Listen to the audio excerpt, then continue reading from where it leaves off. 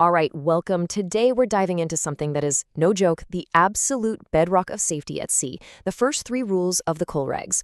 Look, whether you're a seasoned pro or just getting your sea legs, these rules, they're your non-negotiable foundation. So let's jump right in. Seriously, just think about that for a second. The world's oceans, it's this massive global highway, right?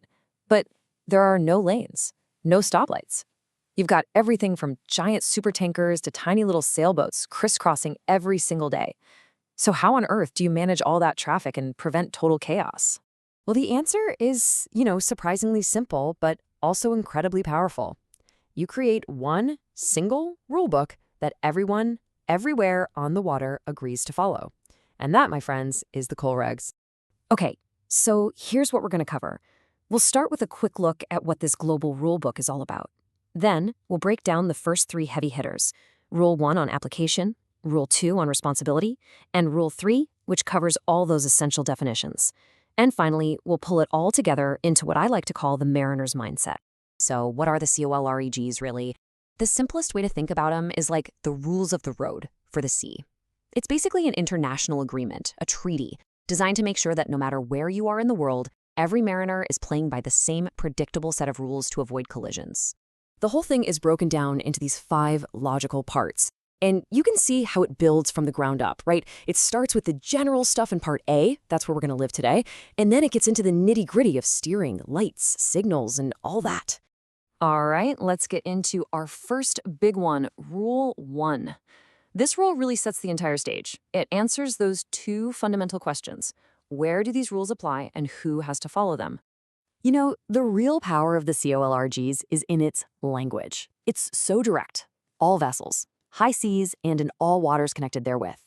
There's just no room for doubt, is there? It establishes this universal scope right from the very first sentence. So, let's really break that down. All vessels means, well, it means all vessels. I don't care if you're piloting a massive container ship or just taking a little sailboat out for a spin. If you're out on the high seas, or in a channel, a river, a harbor that connects to the sea, these rules apply to you. It is just that simple. So if there's one thing you remember from Rule 1, it's this. There are 0 exceptions to its reach. It applies to everyone, everywhere.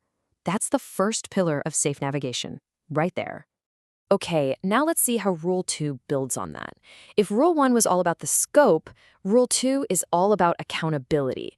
I like to call this the no excuses rule, and you're about to see exactly why. Now this might be one of the most important sentences in all of maritime law. Nothing shall exonerate. That is such a powerful statement. It makes it crystal clear that these aren't just, helpful suggestions. They are mandatory responsibilities, and you are accountable for the consequences if you choose to ignore them. And look at how deep this responsibility goes.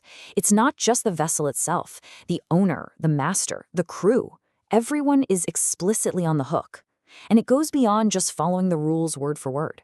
You can't neglect the ordinary practice of seamen. What does that mean? It means you have to use your professional judgment, your common sense. It's kind of like the unwritten code, like reducing speed in fog or posting extra lookouts in a busy area, even if a specific rule doesn't tell you to do it in that exact moment. So the key takeaway for Rule 2 is just how absolute it is. When it comes to safety out there on the water, you just can't pass the buck. There are absolutely no excuses for being negligent. Okay, so we know the rules apply everywhere, and we know we're responsible for following them. But to actually follow the rules, we all have to be speaking the same language. And that's exactly where Rule 3 comes in. Think of it as the official dictionary for the COLREGS. And this is a perfect example of why these definitions are so incredibly critical. Let's take vessel restricted in their ability to maneuver. Now, to the average person, that might just sound like a slow boat, but it's not. It's a vessel that, because of the specific work it's doing, like, say, laying an underwater cable or dredging a channel, it physically cannot get out of your way. Knowing that precise definition completely changes how you have to react when you see one. So now let's pull these first 3 rules together, because they aren't just separate regulations floating around. They actually combine to create this foundational philosophy for every single person who gets on the water. It's what we call a mariner's mindset. So here's the bottom line. Rule 1 gives us universality. These rules apply to me right here, right now. Rule 2 gives us responsibility. I am accountable for my actions and for my inactions. And Rule 3 gives us clarity. I have to understand and use the precise language of the sea so there are no dangerous misunderstandings. These 3 pillars, they are the absolute foundation of safety. So now you've got the fundamental principles down. But this is really just the beginning, isn't it? The real test, that comes when you're actually out there, on the water, and you see another vessel coming towards you. What do you do then? Well, that's where the steering and sailing rules come in, and we'll be tackling those in our next explainer.